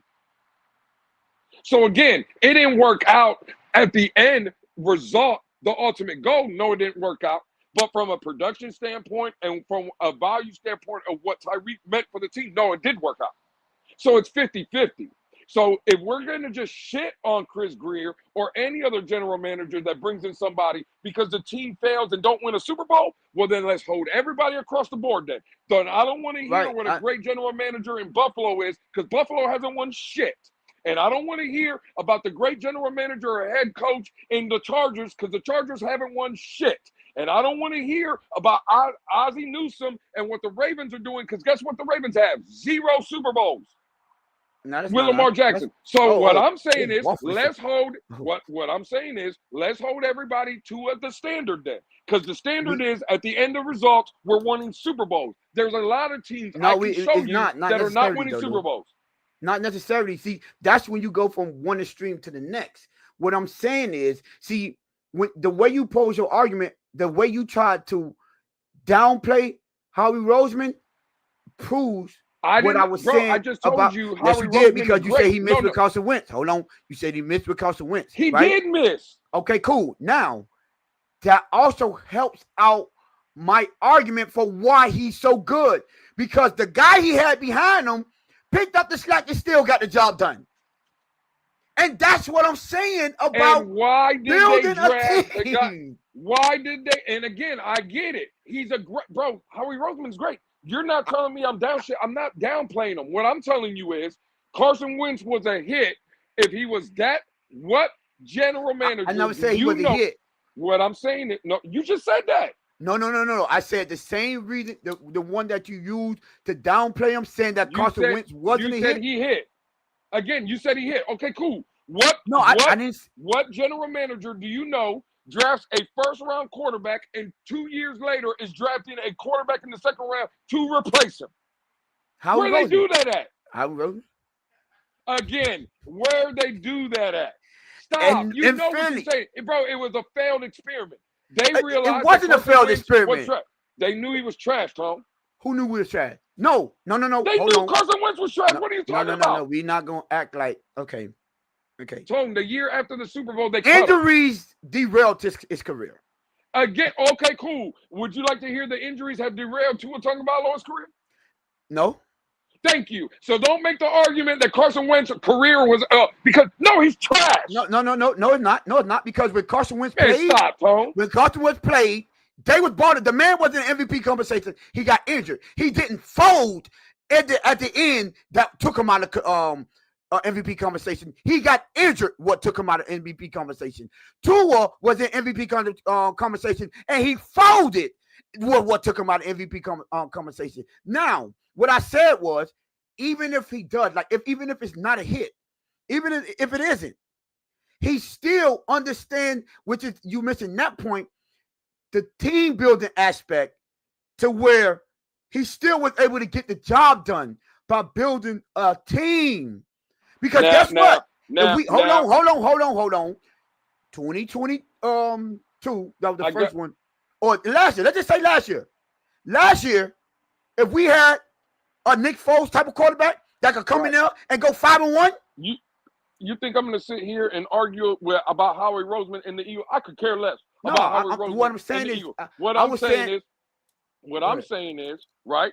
Forget about that. Howie Roseman's great, bro. I'm not going to keep arguing about Howie Roseman. What I do want to do is get in this chat, though, and show you about the hypocrisy that's in our damn fan base. Because earlier, when you brought up your grade of C minus, Crypto was in there talking about an F. And Crypto was saying what you were saying. Well, they made the mistakes. Cool, this, that, and the third. He was agreeing with you, right, Tone? Now, check this out. This is the funny part. Now, when you're talking about Howie Roseman and his misses, Crypto says a general manager that recognized he made a mistake. Well, guess what Chris Grier is doing this season? Recognize he made a mistake. But you said earlier you gave that man an F. But now all of a sudden you're talking about Howie Roseman is the greatest general manager to ever create. You see, Tone, I'm done. That's how you kill people, Tone. That's how you do it. Guess what? Bang, bang. Oh, Lord. You see what I be talking about, Tone? They'll kill the Dolphins, but they praise every other team. Hey, Von Joe said we got our Nick Foles with Zach Wilson, baby.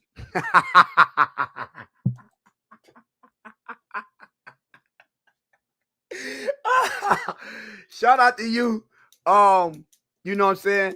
But Howie, man, listen, man, Howie be doing this thing, and I'm not, like you said, we could go.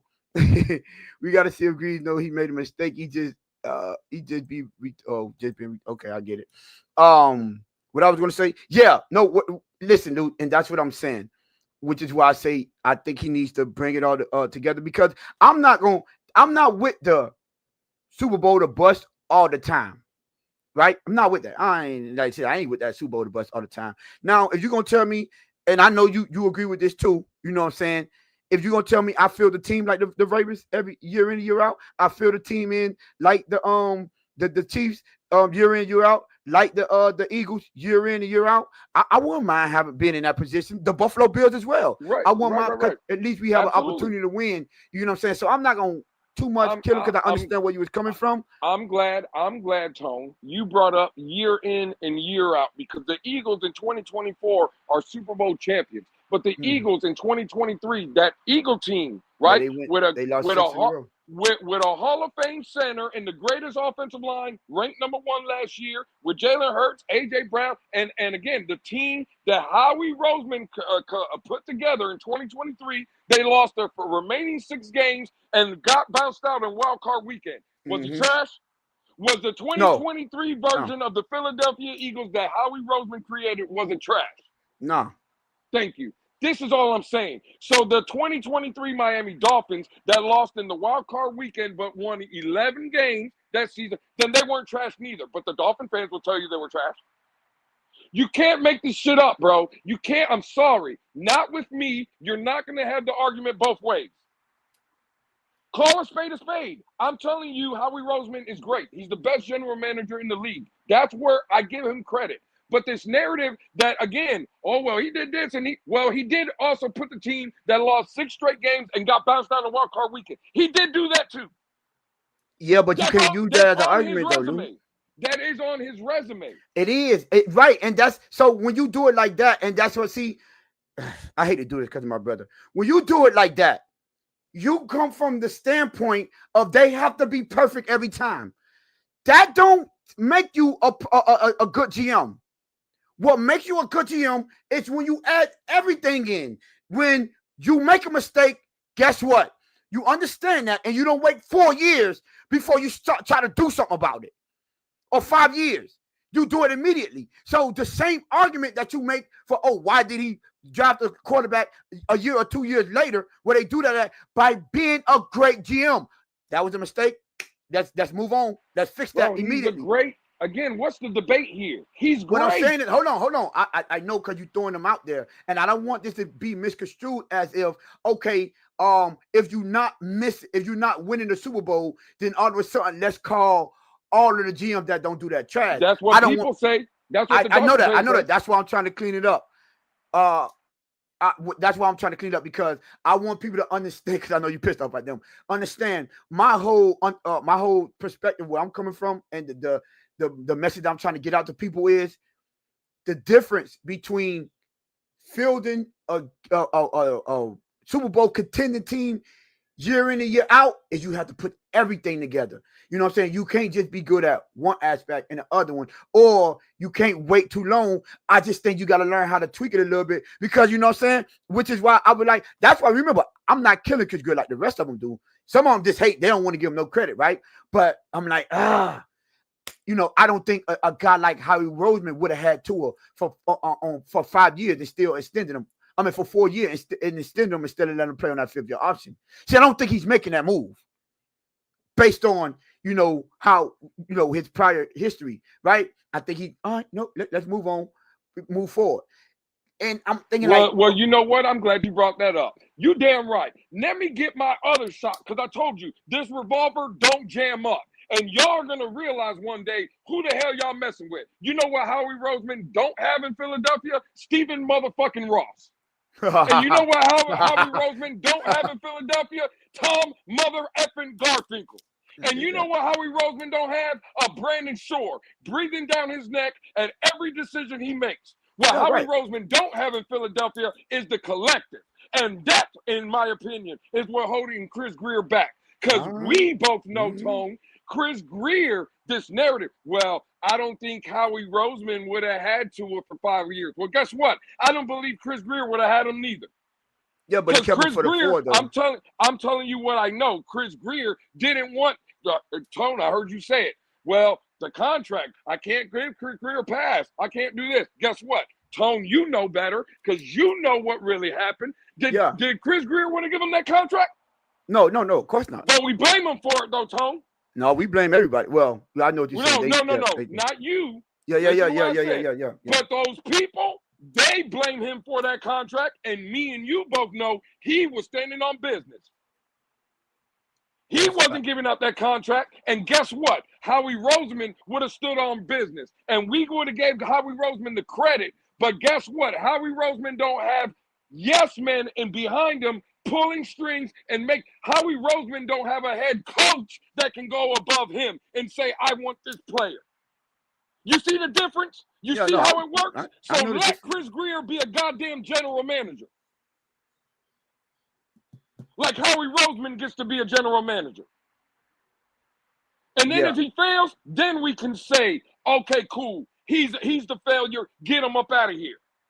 I'm tired of playing nice with these people. Chris Grier is the scapegoat for not only the fan base, but everybody in that front office. Hey, listen, I can't, that part, I'll give you that. And again, he's a soft bum. I get it, Sean. He is a soft bum. But I'm going to be honest with you. And this is where I can only be honest. If I'm Chris Grier, if I was in that seat, guess what I am? A soft bum. Because you know what that soft bum gets to do? Collect about a $4 or $5 million paycheck. And I'm sorry. Give me $5 million. I'll be yes too. Yes, sir, Tom Garfinkel. Do what you want. $6 million, I think. I think he getting paid. It's crazy. What? $6 million. Cool. Yeah. You think I'm saying no to $6 million? Oh no. No, I heard somebody say that too, and I was like, man, listen, I don't care what y'all say. Sorry, you like. You can call me soft all you want. I would say, Give me $6 realistically million. speaking, you think I care about what any of these people out here that saying when I know long as I'm getting that paycheck, cool. But from a fan standpoint, I want you to stand on business because I want to see a winning product out there. So if you feel like you can make the best decisions, then for my own selfish reasons, I want you to expose that, kind of like what Brian Flores did. You know what I'm saying? So, but you can't argue when right. And now Brian Flores is the defensive coordinator, right. making $800,000 a year. Right. That's what I said. And you can't argue with a man, trying to keep his job, but that still ain't gonna get rid of his first. I mean, come on now. I'm the one that keep telling y'all, like, listen, bro. Long as that collective is up there, y'all can forget about getting a new a GM that's competent enough to understand what to do, because he's not dealing with that. No one is going to deal with that kind of stuff. Foolishness. I guess they found Chris Grier to do that. And now one thing I will do is I'm not going to let him get off is he did make that decision for Tua. It's well known. I'll own it when that guy that's in Baltimore, Lamar Jackson.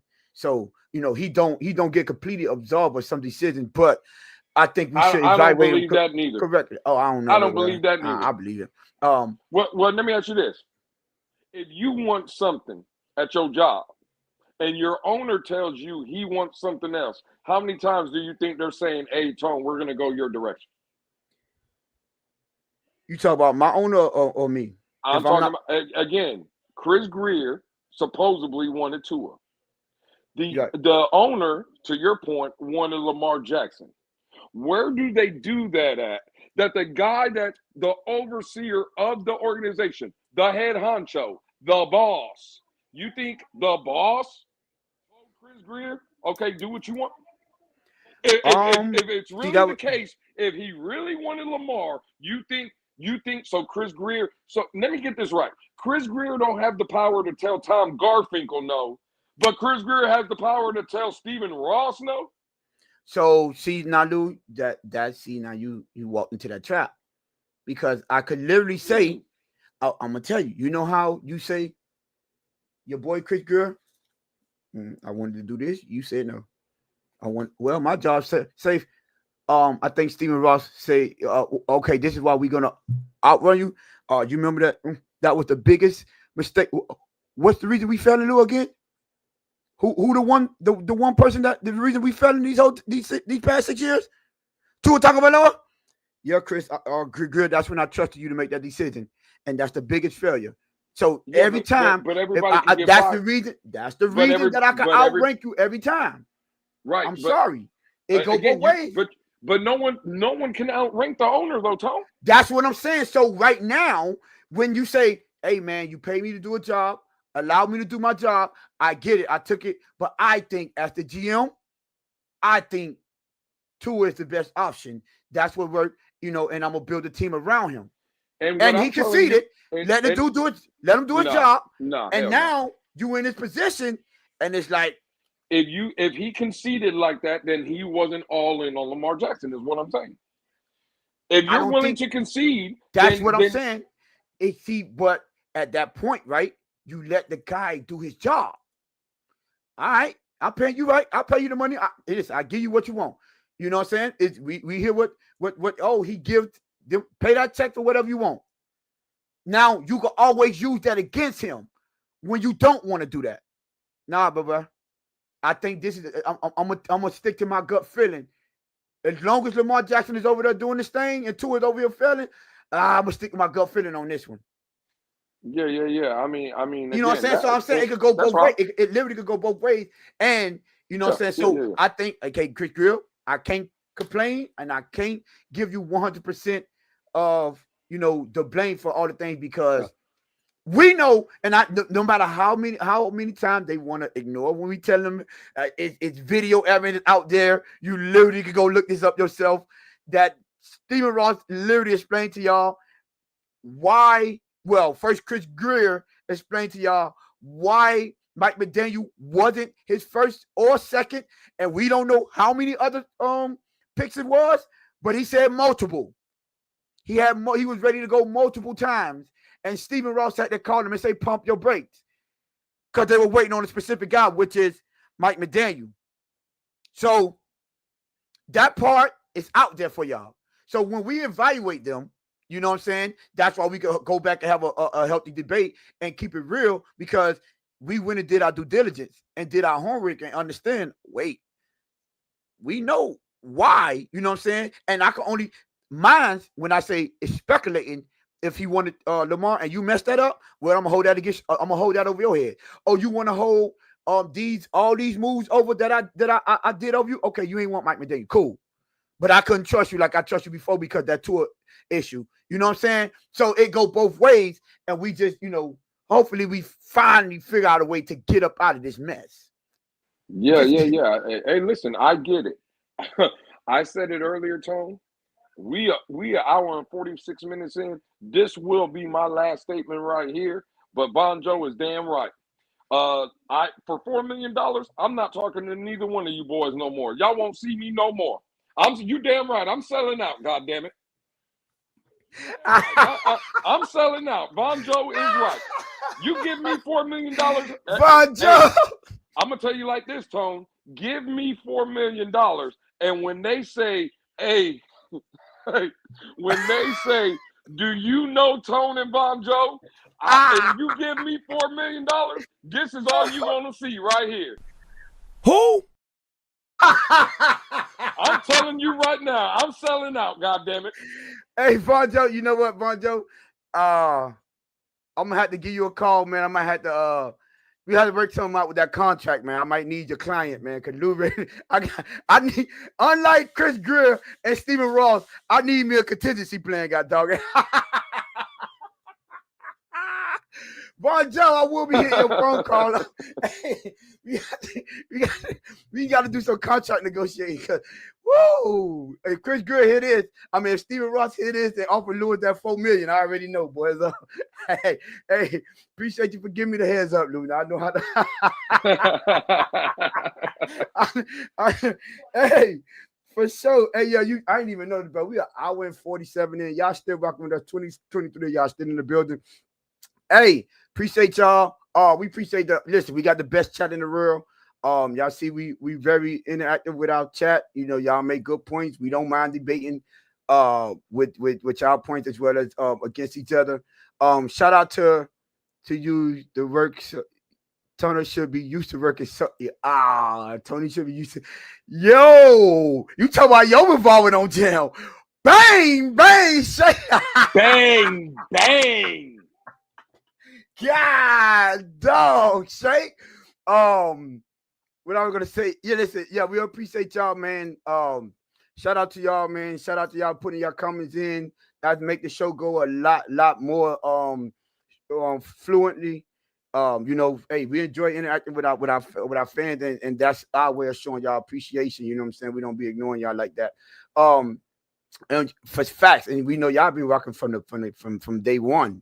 You know what I'm saying? Helping us grow the channel. So we really appreciate that. But without further ado, Lou, you got anything before we get up out of here? Hey, man, the revolver don't miss. Like Tony said, we love y'all. We appreciate y'all. We're going to keep debating y'all. I'm going to keep debating Tone. Like, share, tell people about the channel. And again, man, bang, bang. All right, yo, they in there killing at us right now. Hey, listen, see y'all on Friday, 7:30 is. Hopefully, Chris Grier got a bigger pot that he been stirring up, and we got some great news for y'all on Friday. But until then, 7:30 next week. Peace out. Peace.